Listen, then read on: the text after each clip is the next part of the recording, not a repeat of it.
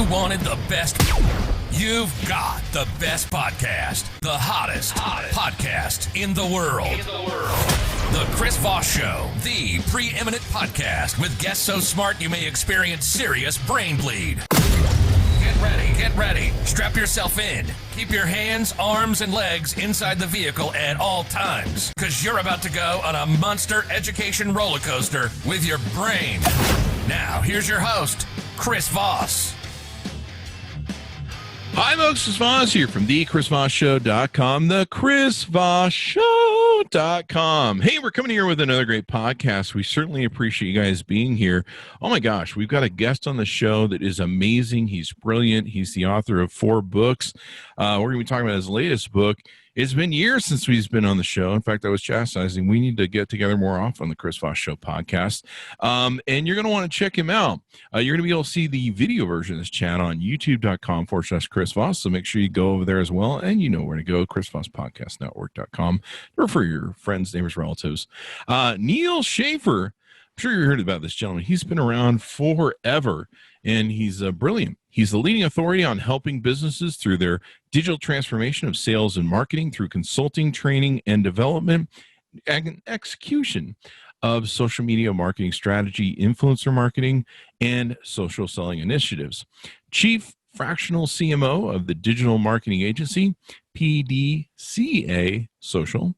Neal also teaches digital media to executives at Rutgers University, folks in Ireland, and the universities in Finland. He's also fluent in Japanese and Mandarin Chinese. That's pretty darn hard. Neal is also a popular keynote speaker and is invited to speak about digital media on 4 continents. He's been in more than a dozen countries. He's also the author of 4 books on social media, including Maximize Your Social and the recently published The Age of Influence from HarperCollins. We'll be talking about that today. It's the definitive data-driven playbook for influencer marketing that marketers have been waiting for. And you can also check out Neal's Maximize Your Social Influence podcast for weekly marketing inspiration. Welcome to the show again, Neal. Thanks, Chris. It's an honor to be here and always a pleasure to chat with you. And likewise, sir. So you got this great book out, and I think it's probably been like 3, 4, maybe 5 years. It's been a long time since I've had you on the show. I don't know. It wasn't personal. We just, I don't know, so many people and everything else. But you've got this great book out. This is kind of an interesting book. Give us some plugs on where people can find you on the .coms. Sure. Well, I am Neal Schaffer, the real Neal, Neal. And there's a lot of us Schaffers out there, but it's spelled as it sounds, Schaffer. So I'm Neal Schaffer everywhere on social. I probably still have a Google Plus profile somewhere if you search for it. My stumble upon profiles, it's just you and me, Chris, right? They're probably out there still. And I also have nealschaffer.com. And I have a podcast called the Maximize Your Social Influence podcast. So I'm pretty much out there. And obviously my books are available on Amazon or wherever fine books are sold. You're becoming quite the prolific author now. 4 books. Oh my gosh. I'm still trying to write my first one. Yeah. I did my first, you put out CDs, right? I'm a big Elvis Costello fan. This guy put out like 11 or 12 CDs his first decade. So I wrote my first book 2009. And then every 2 years I published a book, 2011, 2013. Then there was this big gap. Like, do I really need to write another book? And I really came to the conclusion that it's a good thing to write books and there's a lot of benefits. And even though this last one was published literally, March 17th, 2 days before we go on lockdown in California, there's been tremendous benefits. And a lot of us in marketing have gotten really busy in digital marketing. And it's actually, I think it's even been better received now because people actually have downtime and they want to learn, they need to figure out digital marketing. So I have no complaints whatsoever. It's been kind of nice. Like, people have been really, you and I have always lived online for I don't know how long, but a long time. Yeah. And so, we fit into this mode of staying home and working with computers and dialogue such as this over technology. But it's it's definitely an interesting time. Like, people are still getting used to it. People are still getting used to Zoom. Like, I feel kind of weird because like I was into Zoom before other people were into Zoom. It's kind of like when you have that band like Metallica with the Black Album, or some people say the Battery album, No Justice for All, where when they go mainstream, like you're like, hey man, that was my band before they were popular. Now you guys all ruined it. So anyway, enough about Zoom. Like those indie bands, and then they become big. Yeah. And I hear you. You're like, yeah, screw this thing. And but it's funny because Chris, you're probably like me. Like I know you did a lot of traveling as well, like to conferences and such. So without the travel, and a lot of people I know, it's like we're having like a renaissance moment in terms of like content creation and blog posts and podcasts and books, and it's a great time. Yeah, I've enjoyed it because I've been able to focus on the podcast, and I have like a captured audience thanks to quarantine. They gotta, between your book, they gotta read, and my podcast, they gotta half listen to, the way they go. So let's talk about this book. I think you've always been a quote unquote influencer. I've had my years of being an influencer. I mean, I'm still an influencer, but I've kind of moved away from calling myself that. I call myself more as a consultant or ad sales. Basically, I tell people that you're when you pay me, you're getting access to my audience. But so let's talk about your book. What's the broad reach overview of what your book's about? Yeah, Chris, I think you hit the nail on the head, or the head on the nail. I'm a little tired right now. That nail goes in either way. You have businesses reach out to you, right? Mm-hmm. They want to appear on your podcast, or they want their author, whatever, right? That is a sign of influence. That you have an audience that someone with less influence in your audience wants to tap into. Note to self, Neal Schaffer says I have influence. Add that to the email signature. I kid you not. When someone reaches out to your blog and they're trying to get a backlink from you, you are an influencer. And when someone offers you $100 to post something on Instagram, you're an influencer. That's really that's or they want to offer you a free tool to get feedback.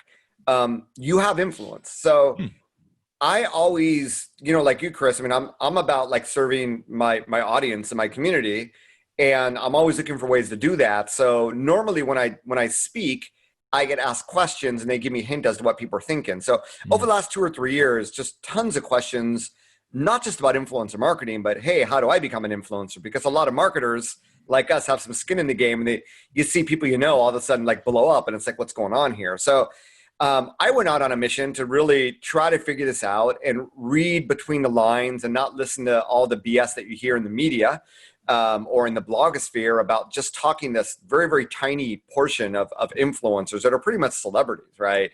And trying to uncover what's going on. And Chris, like you, I mean, we have historical perspective. So, when we got more and more followers on Twitter, yeah, I get it. And then when Google Plus starts and a lot of people have a lot of followers, it's like, okay, we get it. They're big on Twitter, they're big on Facebook, they're big on YouTube or Facebook, but Instagram just created this whole new generation of people. It's like they have 20 posts and 100,000 followers and no link. You've never heard of them. It's like, it's WTF, right? What's going on here? So I was sort of on a mission to uncover, okay, who really has influence in here and who doesn't? And I mean, the good news is there certainly are a lot of people that have influence, but Instagram really democratized the companies offering like fake influencers and fake engagement at scale, right? I mean, it was always available on other platforms, but Instagram was just the place where people took it to another level. But when you look around, and when I was growing up, I mean, my kids are 15 and 13 now, right? So when I was growing up, I mean, I remember, Top Gun, one of my high school friends, the next day he's wearing a leather jacket on a motorcycle trying to be Tom Cruise. These days, I look at my daughter, she's imitating Charlie on TikTok, like every dance move she does, or she's working out the Chloe Ting on YouTube. And my son is a gamer, so he's, he's on Twitch. Right. And so it's a whole bunch of people that are influencing them, just like the celebrities of past influenced us, if you're a Gen Xer. So the notion that there are people influencing on these platforms exists, just like there are people that influence on podcasts, right? Pat Flynn, I'm a podcaster, and he has tremendous influence. And if you don't listen to podcasts, you may not know that, but people that listen do know him. And it's just an example of people that are content creators using different content mediums on different platforms that over time and hard work and listening to their audience and creating great content, they've been able to build bigger and bigger communities of people that listen to them. So How do they monetize that? Well, some people have their own product already. Others develop product. They do affiliate marketing. They do brand ambassadorships. But at the heart of it, they're number one, a content creator. And number two, they have an audience. And, the influencer marketing industry, which is very Instagram centric, used to say, oh, there's celebrities and macro and micro. And, now they say nano influencers have over 1,000 followers. So look around you at the people that have 1,000 followers, right? Look at people that work with you. Look at your customers. Look at your social media followers. There's a lot of people out there that if you change your mindset, that you could be collaborating with. And that's really the heart of influencer marketing. Yes, one type of collaboration is giving money in hopes that they post something, right? Yeah. But another one is just giving away free product in hopes of feedback. Another one is giving away product so that they do a lifestyle, great looking photo shoot. Another one is maybe hiring influencers to create content for you because they're much better. I'd rather have, if I'm a brand, why do my own podcast when I can hire Chris Voss to do everything for me? Yep. So that's the type of influencer marketing that I'm talking about. It's as relevant for B2B as it is a B2C. It's as relevant on LinkedIn as it is on TikTok. It's as relevant on YouTube as it is on a podcast. It's just, where is your audience, and who do you want to collaborate with to tap into those people? And that's it. It's just a very holistic view of it. But I think it uncovers, it's like, oh, I'm a B2B brand. I mean, I've been doing blogger outreach. I've been doing influencer marketing. Yes, you have. So I sort of redefine the concept because I think it makes sense. And I think when you look at the other trends of like social media becoming pay to play for brands, if you want to be heard, you almost have to collaborate with people to be heard in social media, or you pay a lot of money on ads, and ads are ads. I mean, they suck, right? I think what happened with Instagram and YouTube and TikTok is that brands they suck at creating lifestyle, relatable, visual content. So, the notion that an influencer would take over a social media account, I think it really started with Snapchat. We see it on Instagram and TikTok, but it makes sense because visual content, people can see if it's an ad or if it's coming from a person. And I think this is another reason why it's pushing more brands to just say, you know what, we're not going to create content. We're just going to work with influencers to create content for us. We're just going to leverage user-generated content. And I would argue you don't have to create your own content anymore. You could have 100%, podcast based on interviews, blog posts based on interviews, and, roundup posts, user-generated content of photos. And it might actually be better because let other people talk about your brand instead of you trying to talk about your product, which tends to be self-promotional. So that's sort of the big overview of the direction, and really wanted to sort of blow people's minds and do a complete reset on this thing called influencer marketing. And just, if I say re-educate, it sounds like like who the hell is Neal to say that? But I do think this is an angle that really hasn't been talked about. And the funny thing is, since I published this, there's another book coming out in another 2 months, and then another one coming out by a guy named Jason Falls, who's also, he wrote No Bullshit Social Media, and I was on his podcast, and his book is coming out like January, talking about the exact same thing, right? Or, I mean, obviously it's different than my book, different perspective, but a lot more people are coming to this conclusion that influence is a lot broader and it's applicable from anyone to a startup B2B as it is to a big consumer brand. So I'll stop there. That was great. So do you feel, there's some people that argue that influencer marketing is dying, or do you feel it's just being repackaged or restarted or rebirthed, or what's the truth of that from your research? So I think with COVID-19, that when we see the people that stereotypical picture of the influencer in an exotic place with a certain angle, you know what I mean, right? The copied clouds from the last 10 pictures. It's completely freaking artificial, right? Yeah. And that's why you see celebrities doing live streams in pajamas without makeup, right? It's relatable, it's real. That's what people want. Those are, when you look at the influencers really celebrities in pajamas. I need to change my PJs now, but it's real. And there is definitely, we've seen that, we have seen the industry go smaller into micro and nano, and especially after COVID-19, because the celebrities tended to focus on those aspects that are just removed from reality. Yeah. And now brands, in line of what I wrote about, brands are saying, you know what, instead of looking at number of followers, let's look at who actually uses our freaking product. Let's tap into those people first. We don't have to say copy and paste this caption to talk about our product. They know our product. They're going to talk about it in their own words. They're going to give these people the creative freedom, and it's actually going to be better content because they already know, like, and trust the brand. So we're definitely seeing that. We're seeing less of the short-term one-night transaction to more of a long-term brand ambassadorship. So a lot of the things that I talk about in the book, I do think slowly are becoming a reality. And those are the trends that are now permeating the industry. So influencer marketing is not dead by any means. I think that, if you're a travel influencer, you sort of got to pivot and reinvent yourself. But the fact that brands still, and brands are even more digital now than ever, they have to be, and looking for different ways to engage. And there's no better way to engage than to use a real person's content. It's just, we're people. We relate more to other people than to brands, right? Mm-hmm. So I think that the trends actually push to more influencer marketing. And then you look at B2B brands that are used to doing the big conferences like, CES and what have you. They can't do those now. They need to generate leads, man. Yeah. So they're doing virtual webinars, and guess who they're inviting to speak at those virtual webinars, right? Or doing summits. Yeah. It's the same thing. So I think it's actually a bigger push for influencers, a little bit different than it might have been a year or two ago. But I think the trends are still very strong. Yeah. I mean, I'm getting more outreach from people that want to be on the podcast that are like, hey, our CEO wants to talk to people. Because, normally they would be at shows and I'd usually be interviewing them at shows. Yep. So influence isn't dead. What's your opinion on, these different, I don't know if you talk about this in the book, but like the spectrum of influencers, because there's like, you mentioned some of the micros and the nanos, and there's always arguments of who actually truly can, deliver on the bottom line of influence. Yeah. So, I actually start in the book talking about influencer marketing before social media. Mm-hmm. So, you had TV ads, you had Michael Jordan with Nike, Michael Jackson with Pepsi, Shaq O'Neal with Buick. And then you go back a little further, the TV ads were radio ads.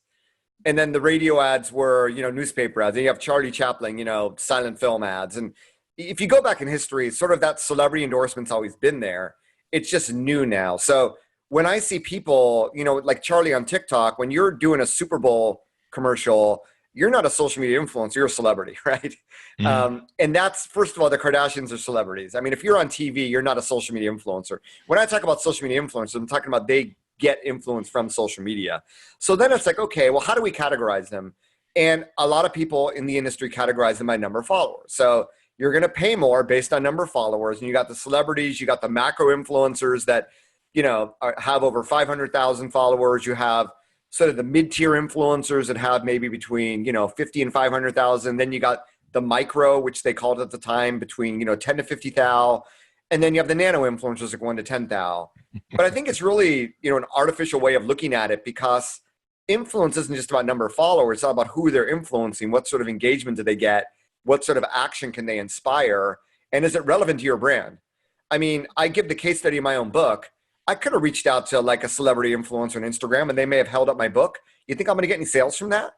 I don't think so, right? I'm probably going to get more sales being on the Chris Voss podcast than doing that. And, not wasting all that money working with someone that I don't know. Yeah. And that's really what it comes down to. And therefore, in the book, like I said, well, let's not look at, influence in terms of that. Let's start with the people we already know. Let's look at influence in terms of brand affinity. So let's start with a minimum, because you got to start somewhere. Mm-hmm. So if nano influencers 1,000 followers, let's start with 1,000 followers. Okay. So let's look at the people who know, like, and trust our brand the most. Employees. Yeah. Partners, there you go. Right. Of your own corporation. Yeah. Well, I mean, for solopreneurs, it's sort of tough to do. It's a lot of soul searching, but for, the bigger the company you have, the more, and we've had these things called employee advocacy programs, and they failed because employees weren't treated as influencers, right? Yeah. They were just expected to share, crappy content. So when you consider them as influencers, it's like, well, where do we go from there? Well, what about your customers, right?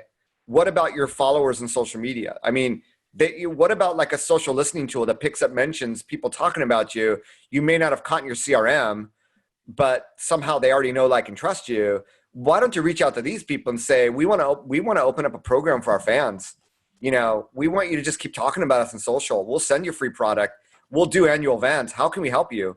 I know businesses now that are training employees, that are training nano influencers on how to take better photos, how to shoot better video, how to start a podcast, how to write better captions. It pays dividends, right? So those are the types of programs that I'm talking about that I see as the wave of the future.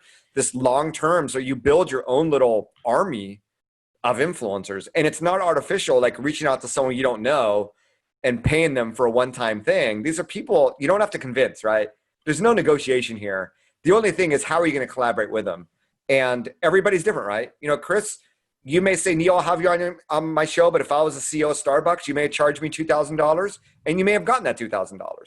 And it's just different, right? It's different for every influencer, and it's different for everybody that they speak with in every business, right? And that's a fact that, and in fact, I think, Chris, what we've gone through as being, you know, influencers and content creators is we really understand this really, really well. Whereas brands just have no clue. So they freak out and they're like, I'll send you a $25 Amazon gift card.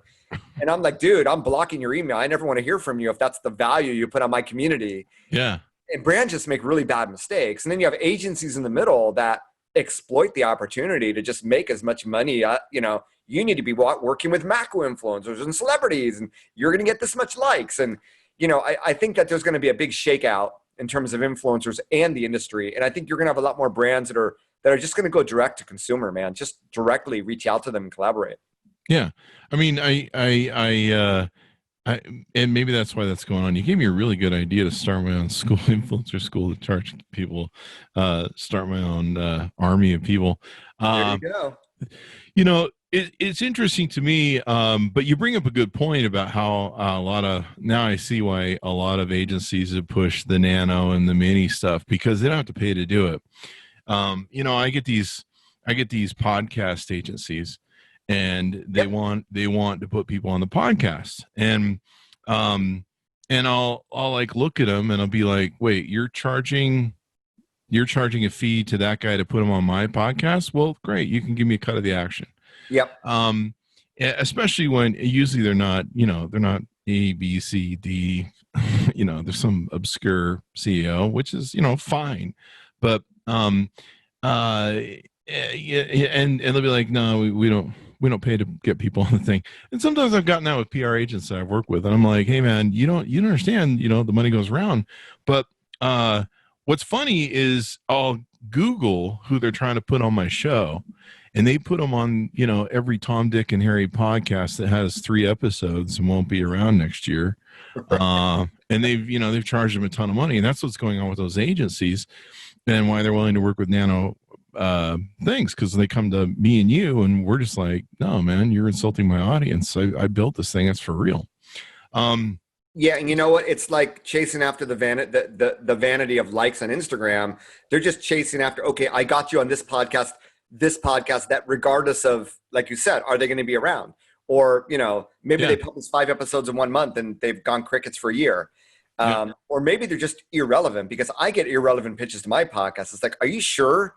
Why would I want you on my podcast? You don't talk about anything that my podcast. Have you ever listened to one of my episodes? Yeah. It's crazy, right? But it's because there's agencies, whether the PR marketing or influencer marketing, that push this. And the businesses don't know better, right? Yeah. They think, oh, I'll pay you $5,000 a month. I'll get on 5 podcasts. Awesome. Yeah. And it's interesting to me.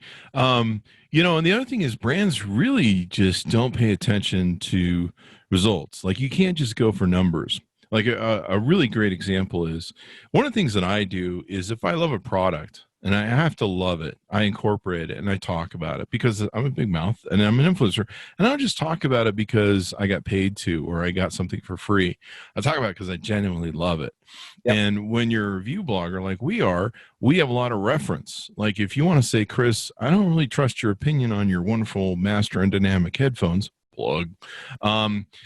And, you know, do you really know that those headphones are really the best? I mean, now, I may not have the best ears in the world, maybe, but there's at least 10 headphones sitting here that are reference headphones that are high quality to put them up against. And anytime I get something new, I have a chance to do them. So, and I've tried to raise an authentic brand, which is important, but I continue to talk about stuff.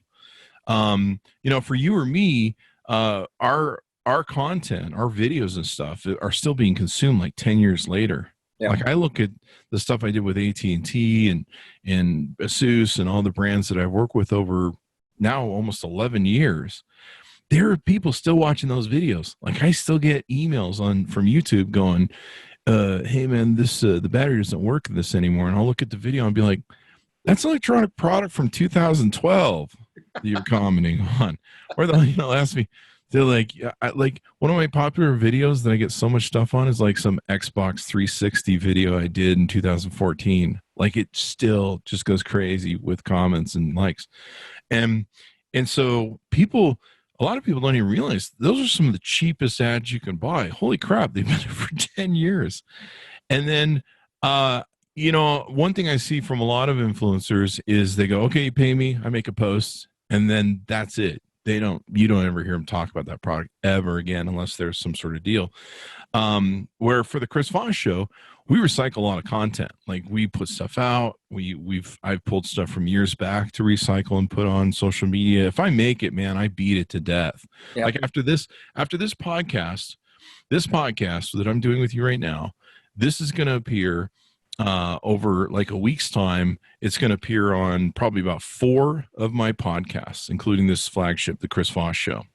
On top of that, the first day I'm going to tweet out this show's podcast, the Chris Voss Show, and it's going to go to 3 LinkedIn accounts, a company account on LinkedIn, and $130,000 group on LinkedIn that I built myself.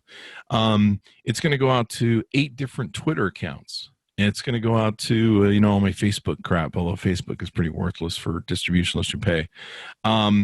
It's going to go out to all those. And then we're going to bang the YouTube video the next day. And that's going to go out to all those accounts. And then there's going to be the Book Author Podcast. There's going to be the Chris Voss Podcast. And then I don't know if there's a 4th, we'll put it on. But it's going to go out to all these different mediums. And so this thing's going to be banging around, this single podcast right here, for about 2 weeks. And then if I just get bored one day and I go, we need to put some content up, I'll go grab it out of the file and put it up.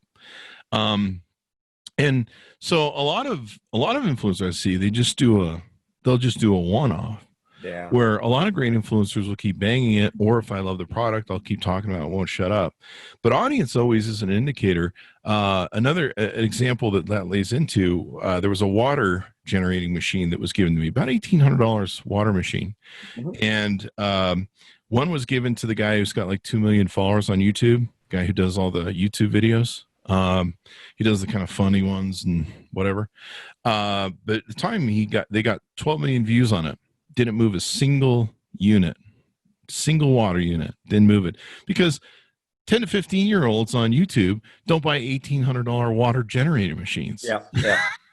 It's, there's the case study of the female bodybuilder on Instagram who has like 100,000 followers.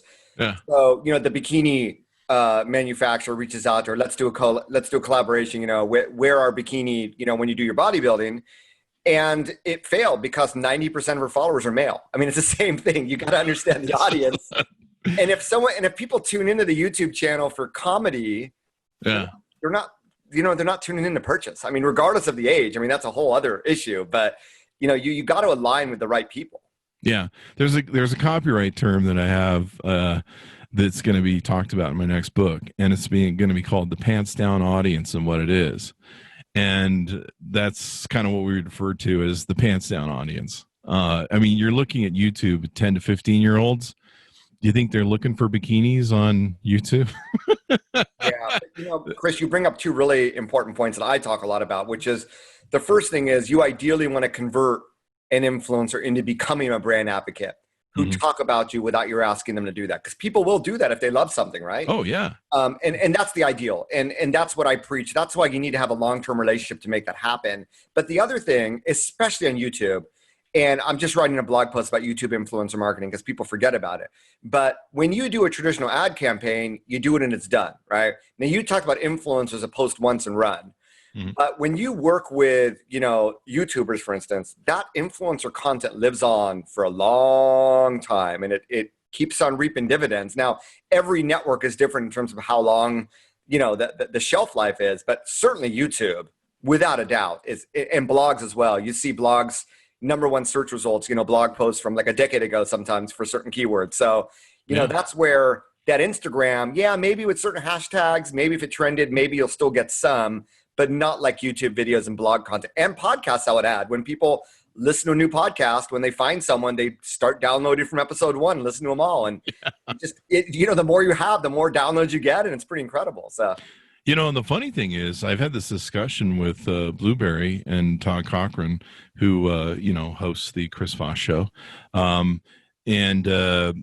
see people, they only put up a few of their podcasts. We put up all 300. I'd have all 500, almost 600 now podcasts up if it would let me.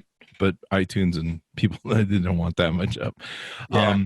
But no, there's 300 podcasts, and I'm always astounded. In fact, that's one of the things that brought me back to podcasting. I'd kind of taken a vacation for a couple of years back in 2014 or something, and suddenly I was getting these reports from Blueberry. It's like, dude, people are downloading this thing, and I'm like, is there like one in particular they're like really interested in? Like YouTube, I have a couple hot videos that go through the roof.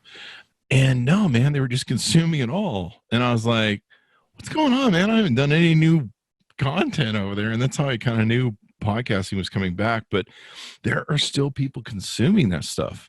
Yep. And it's interesting. A lot of brands have to get smarter about relationships they deal with people. I've got relationships now with great companies, AT&T, Asus, Acer, Master and Dynamic. I love their headphones. I have a lot of headphones from Master and Dynamic, and I really promote them over the years. They've never paid me, but I love the product. It's just such a good product, and they're nice enough to give me extras. But there's a set that looks just like this they gave me like 5 years ago, and I loved it. I never shut up about it, and I talk about it, and probably for the amount I should have charged them. And, I'm just thinking, so I've had this thing about podcast microphones. So I'm on a Yeti Nano right now, and I just got a Rode Podcaster.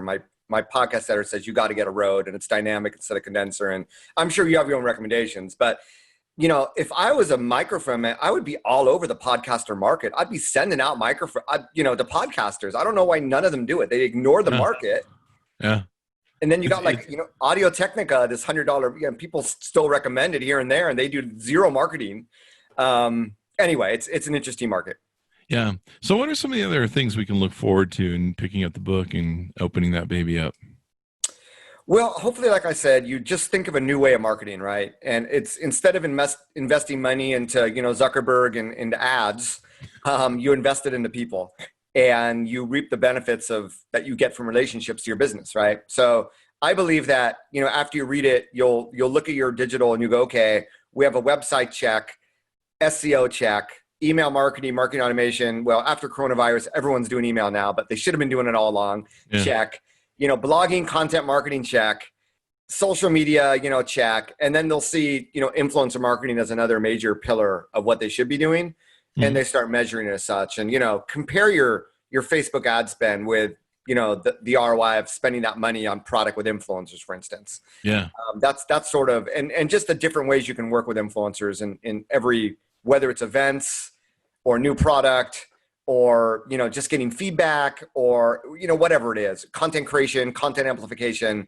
I have a chapter on like the 16, 17 different ways you can work with influencers. So, I'm really, I'm excited to finally get it out there. Things like you and me, it's natural to us, but to a lot of marketers, if they're not content creators, they just don't know how this all works. So, and it's data driven. So you can show it to your boss. And I sort of wrote it so that people could show it to their boss and get budget. So, but it's funny because, I wrote that book, the way the publishers work, I wrote the majority of the book back in 2019. Wow. So I'm already working on my next book. And this is like, we should just schedule you for the show now.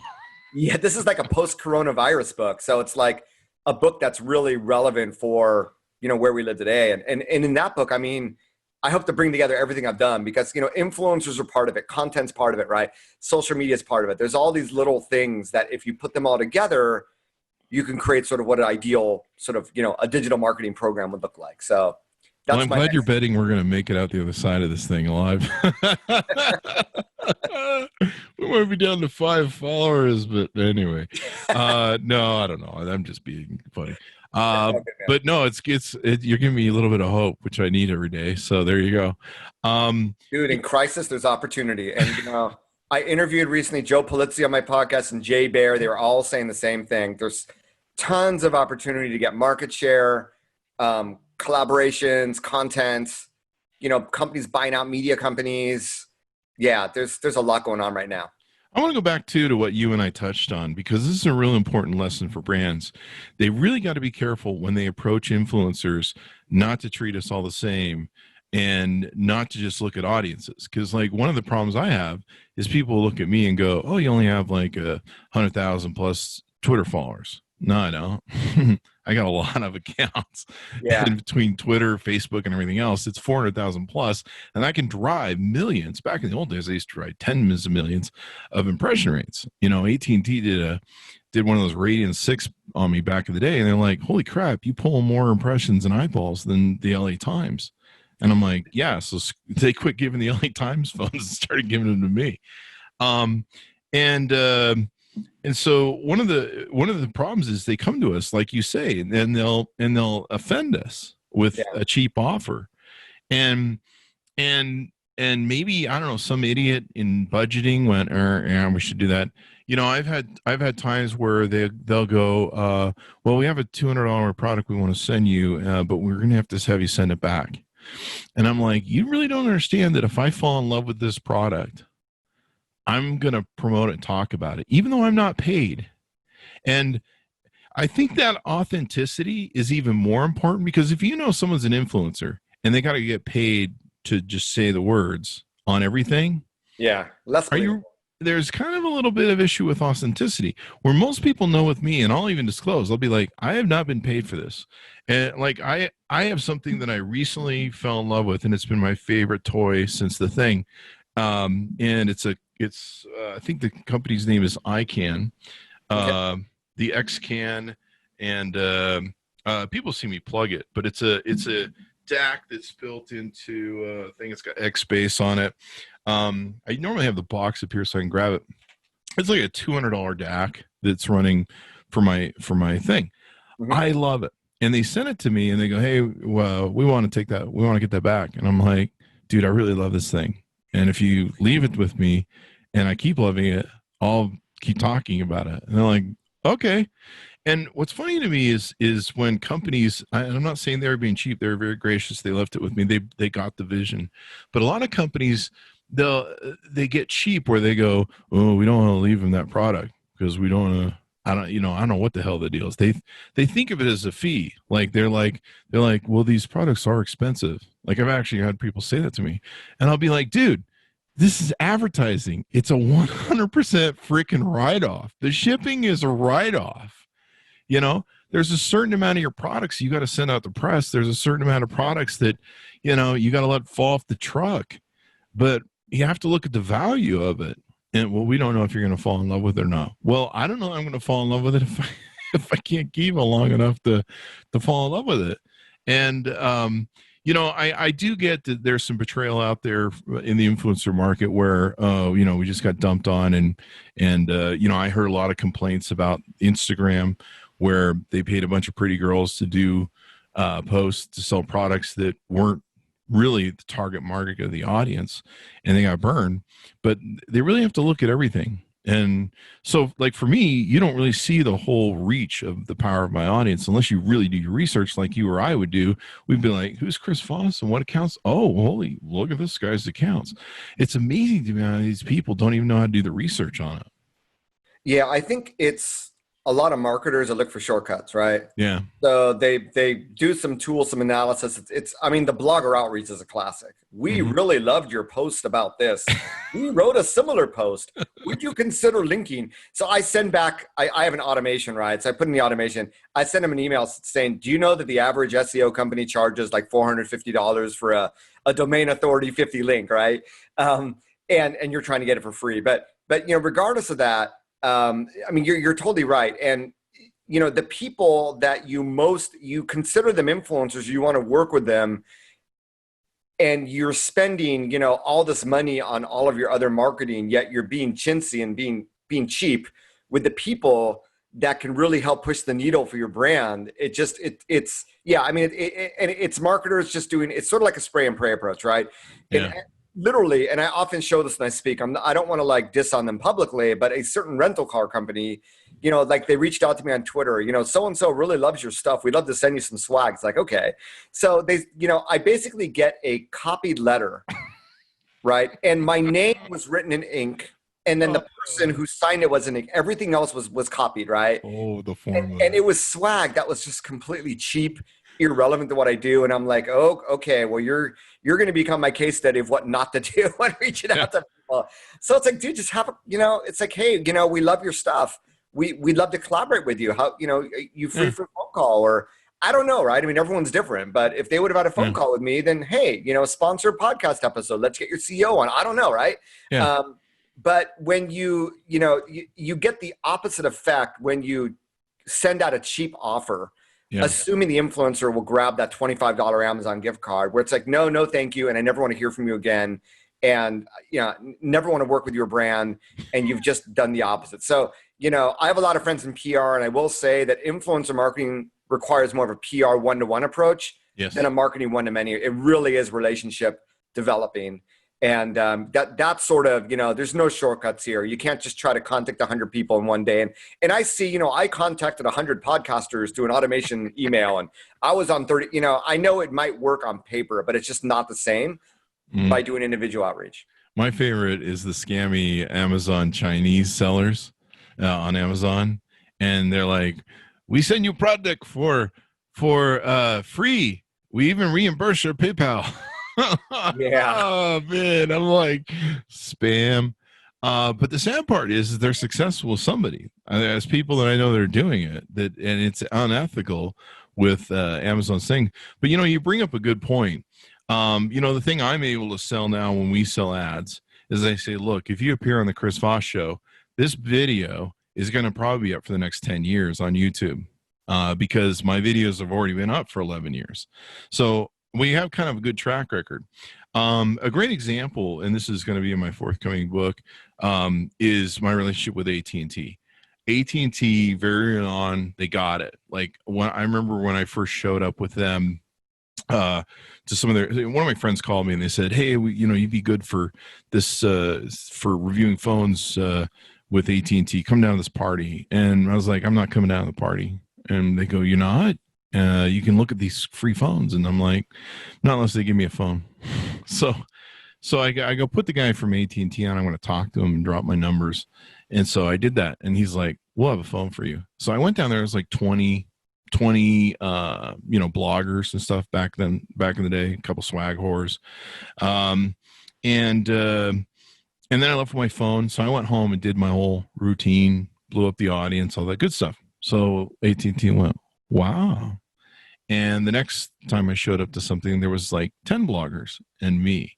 And I was really getting a lot of attention. And they had phones for me. And then the next thing I showed up, there was like maybe 5. Yeah. And after that, it was just like, we're going to send the phone to your house, Chris. And they have built over 10, 11 years with me, a great relationship to a point that everybody was pretty much like, Chris is the AT&T guy. If you have any questions, go to him. They people call me up, hey, I'm thinking about switching. Should I switch to AT&T? I'm like, I'm still loving them. I use them all the time. And so just over time, that's worked out for them. And when I go look at AT&T's numbers from my YouTube channel, they have the most views out of anything. Now, what they also did is during that time, by giving me the phones, they were helping me build my audience, which it was symbiotic and was a brilliant move. Instead of just doing a one dump like we're talking about, where, hey, can you do a blog post? I mean, I've always been amazed. I have so many people that go through my doors or review a product, and I go, I really love that product, and then they never follow up, or I have to go hustle them, for more product reviews, but they never build that relationship. They're still stuck in the one night stand too. Yeah. And me, I'm just like, hey, I'd really like to have a relationship with you. Master Dynamic is that way. The CEO came out to visit me. They went, boy, this Chris Voss really likes our product. And I've had a relationship with these guys since I think they started the company in 2014 or 15. Love their products. I was at CES and happened to bump into Jonathan Levine, the CEO. And I said, hey, I want to come up and do an interview with you up in the tower. And I charge everyone at CES for interviews and everything that we do. I did his for free. And I promote the crap out of it. I mean, I'm advertising it right now. And so building those long-term relationships I think are smarter for brands than just doing the one-off, one-night stand, wham, bam, thank you, ma'am. Maybe that's what we should call it in the book or my book or your future books, the wham, bam, thank you, ma'am influencers. Yeah. I mean, I would normally call it almost like, literally, doing a trick. I mean, it's almost like prostitution, right? I don't want to get that graphic. Are you calling me a whore, Neal?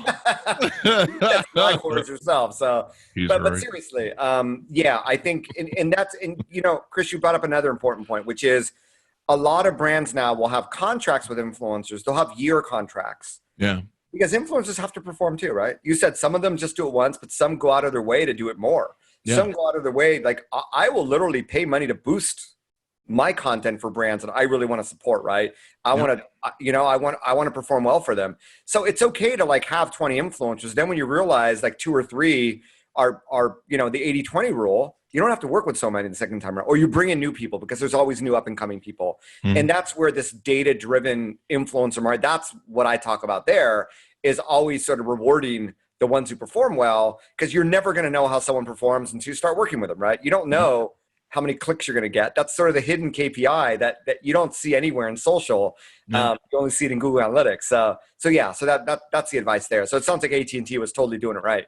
And they've been a great company to work with. And the thing is too, is you can't just measure it in clicks. Like most of the conversions that I've done to AT&T where somebody calls me and there was a time where we were really heavy in reviews and people were really watching reviews, especially on phones. They kind of became democratized or common, but there used to be a lot of different variety in the market. Yeah. And so the thing you can't measure is those people who would talk to me privately. And at one point I was about ready to set up a 1-800 line because I was getting tired of being asked questions. And there's so many conversions that I made for AT&T where people will call me up and go, hey man, you still with AT&T? You like that? The surface is really good. It's really clean. It's got the good fast upload and download. And I'm like, yeah, man. I mean, I'm using it. I abused the crap out of it. I mean, they gave me free cards. I abused those cards, man. I mean, when I go driving, I turn on YouTube video, man. I'm burning their data like it's going out of style. But I'm testing their network, right? Awesome. But that way I can tell my audience, hey, we gave it we kicked the tires really hard and they stayed on. But building those long-term relationships, I think, are important. Now, like I say, I have the ability to sell ads and go, this stuff's been up for 10 years. You can't think of you're just buying like an ad, like, okay, compare that to buying some Facebook ad. This is going to be here 10 years, probably after Facebook is gone, hopefully. YouTube, like I've even told my family, I'm like, make sure if I die, like the YouTube, I mean, there's no reason it would stop, but make sure you get the YouTube checks because I mean, that thing's going to just keep going until YouTube shuts down. And it doesn't look like that's going to happen anytime soon. Yeah. But yeah, a lot of companies really need to do their research. They really need to build relationships with people. I think I've seen more failures that kind of give me the impression that maybe influencers are dying. I've seen more failures of the relationship part where I have less relationships. And it's because they just don't get it. I mean, you talk about things you love products, you do whatever, and you don't know when those are going to convert, but there's no way with clicks you could measure all those private conversations I had. The same thing with this water company where I was telling you where one of the video reviewers got 2 million views and they didn't move any of them. But I actually moved product for them because I kept talking about it. They sent one. I kept taking pictures of my house. I'm like, this is the best water ever. This is great. I lost 70 pounds because I had this great water machine. and I, quit drinking Cokes, and it helped me drinking Cokes because the water was so good and the reverse osmosis of it.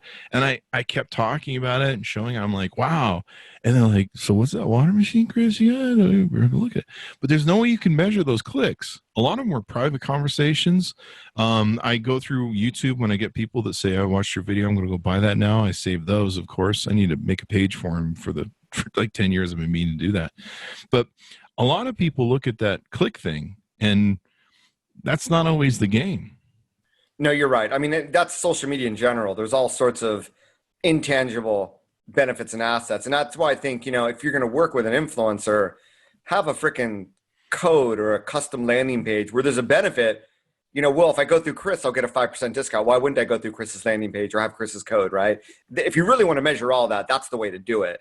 And I think it's smart that, that brands should actually be doing more of that. It's this win-win-win, the win for you, the win for the your community, and the win for the brand. So yeah. And I mean and most good influencers can provide reports.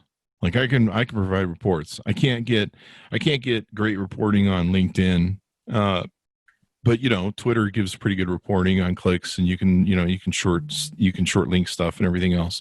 But most good things will do, but building those relationships are so important. There's so many products I have around here that I love, that I talk about, that are just the anchors of my daily life that sit on my desk, and I love them. And you don't have to pay me to talk about them. I mean, I just love them. And even like this microphone here, like people, your microphone, I can see it's a blue mic. People see that and they go, hey man. But yeah, it kills me when a lot of companies, they won't give stuff or they want stuff back. Cause you're like, do you understand if you leave this here, it's going to show up in a lot of pictures. One of the ways, here's another thing. One of the ways AT&T was smart, because they would give bloggers phones and want them back, but they just give me the phone. I was doing case reviews back then. So usually when AT&T would give us a phone, we'd be doing a case. And so I get 20 or 30 cases. Well, the phone from AT&T with the logo of AT&T is showing up in all the case reviews. So it's additional advertising that they would have, it's like this MXL mic here. It's advertising every time I go on. This is a company, this X-Law. I just like the hat because it's white and it fits my stupid fat head. They paid me for an SX South by Southwest promotion. I'm wearing this hat 3 freaking years later for free, just because I like the hat. Because I'm just, I don't know, too lazy to go. I gave away all my Chris Voss Show hats, but that's an example where you can't measure the clicks on this stuff. You can't measure the relationship. You can't measure the endorsement. So I don't know, maybe that's the next big book for you and I to put down, how to build long-term relationships with these people. Because I see so many of these kids, and I sound like an old guy yelling, get off my lawn, but I see so much of these kids. Get off my lawn! Yeah.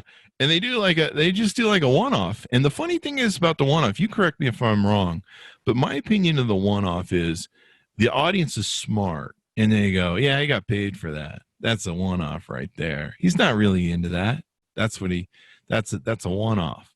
But if you're constantly being seen with the product, using the product, and there's a genuine genuinity to it, where people, go, hey, he really likes the product. People call me up all the time. Hey, what's that one product you love? What's one of those headphones you love? And you can't measure any of that. So anyway, hopefully people get that. What more in the book do we need to cover, Neal? Man, we covered a lot of it. I mean, it's all right. I just repeated your whole book on this podcast. I'm just kidding. Yeah, I mean, it's like I said, do you want to invest $10,000 in ads, or do you want to give away $10,000 worth of product in order to make a lot of friends? Yeah. With a lot of content creators that have communities out there, it's just a paradigm shift. But I think with social media being and algorithms being ruled by people and not brands, and brands being bad content creators, it's freaking common sense, right? Hopefully the book will inspire more brands to do that. Awesome sauce. You bring up a good point too. When you run an ad, it's dead and gone. I've had a lot of people that will say to me, well, we just want Forbes to do an article.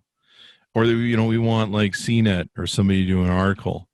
And it's like, they don't even understand that article is dead and gone and buried off the front page within hours, right? Or at least, the most 24 hours.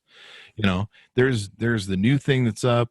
Whoever that kid is that had to write that article has got to write 15 articles a day. He's got a gun to his head.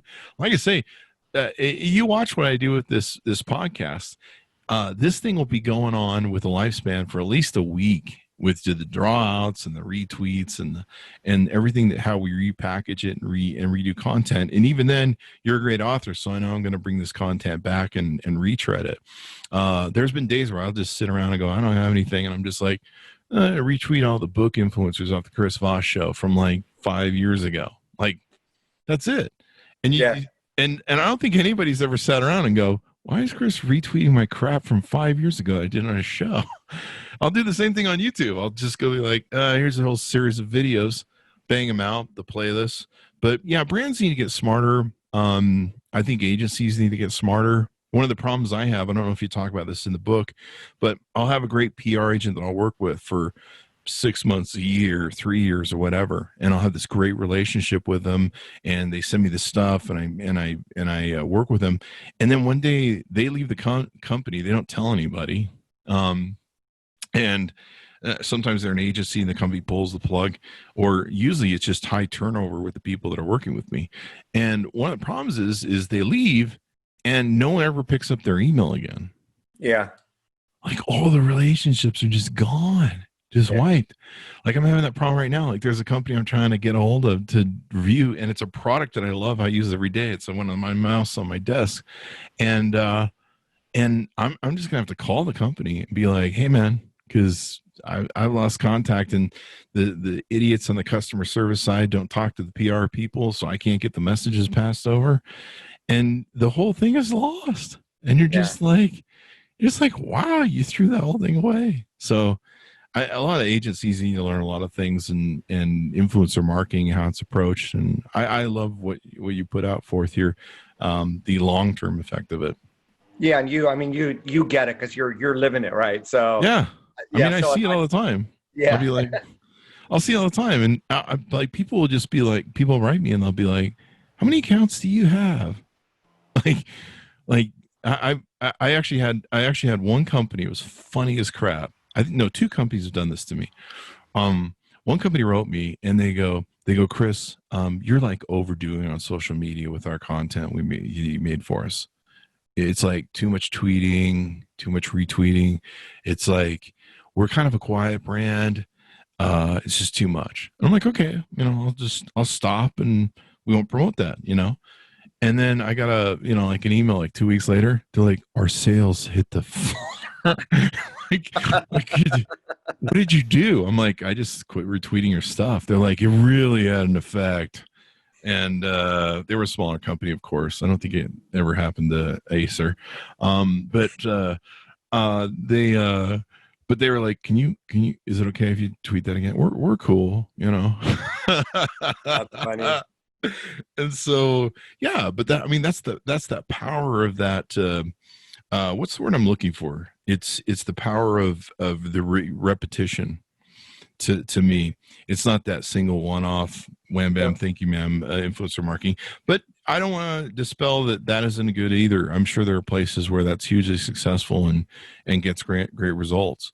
But I think campaigns really do the best. Would you say? Campaigns in terms of having just a focused approach. Yeah, like what was that campaign with the underarm deodorant your dad used to use? The Old Spice. Yeah. The Old Spice. That was a great campaign, and it ran on for, it's probably technically going on for years because they regurgitated a few different ways. But that was a great campaign. And having that constant, persistent saturation, that's the word I'm looking for. Because people ask what I do, I saturate my audience. And because I know that one of the problems with social media is if you or I blink, we're going to miss that ad that influencer agency paid for because it's going to go right by. But if I recycle it, then it's going to get seen. So making sure there's saturation there. Well, anything more we need to know, Neal, about the book and everything else? The age of influence, the power of influencers to elevate your brand. I think we covered all of it. I mean, like I said, there's chapters on sort of, why influencer marketing, what it is and why it has so much value today, the history, the extension of the celebrity endorsement, and, an ad versus something that's more authentic coming from a person, and social media becoming pay to play. And then it goes into all the, how do you find influencers, different ways to work with them. And then, at the end, and we've sort of touched upon this, how do you become more influential yourself? And I think that brands, the more influential that brands become digitally, the more that influencers actually want to work with them. And I think, Chris, as people, we've seen this, the more influential we get, the more brands want to work with us, right? The less questions they ask us and the more money they offer. And it's the same thing in businesses. If you want to reach out to influencers that may not know you, the more well-known you are, an influencer would much rather work with an AT&T than with a company they've never heard of in general, right?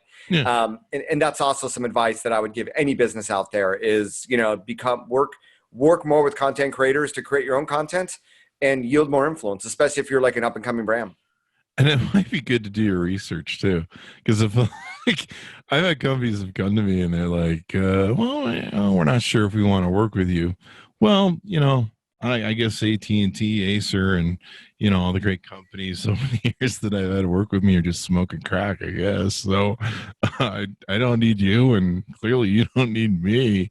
But and they're like, wait, they work with you? What? I'm like, did you do your research before you even hit me up? There's some brands that just do a dance, or they have agencies do a dance where they reach out to 100 people, not knowing how many responses they're going to get, trying to gauge at to sort of like, what are your rates? And I don't know. It's just, I think it's counterproductive. I mean, that's what the agency did with me in California with AT&T. They were very brilliant. Like I said, the first time I went in as a nobody, and there was like a whole mess of bloggers, and it just kept getting smaller, and literally it just got to the point I'm like, hey, where are all the people that used to come to the party? And they're like, well, we used to have 20 people here, and we did the numbers, and we just need you. Yeah. And so hence that started a wonderful relationship that's still alive today. In fact, I think I plugged the phone in the video. So anyway, guys, I really appreciate it. Check out Neal. Neal's brilliant. I've been following Neal for 12 years, something like that, 11 years. And vice versa. You are brilliant, my friend. You have the greatest content. You're one of the people that ping, I see your stuff. I'm like, hey, there's some smarts going on over here, which is different than mine. Come on, Chris. We have fun. So Neal, give us all the .coms, places to pick up the book and all that good stuff. Yeah, nealschaffer.com, Neal Schaffer everywhere on social, The Age of Influence, and the Maximize Your Social Influence podcast. And in a nutshell, that's it. I really encourage everybody get the book. I've been familiar with Neal for years. Like I said, I really encourage a lot of companies and agencies to kind of learn some of these lessons. This has been like a nice little workshop for agencies and companies to make the right decisions, because you can't fumble these things. Because if you treat us badly, you and I as influencers, and you approach us wrong, it's like using a wrong pickup line on a girl, man. She's never going to call you back. Great analogy. So there you go. But I encourage my audience to check them out. Pick up the book. It's at Amazon and booksellers near you. You can get the Kindle, the audio book, the paperback, the audio CD, and all that good stuff. And hopefully we'll get Neal back to speaking and touring around the world so you can see him on stage again.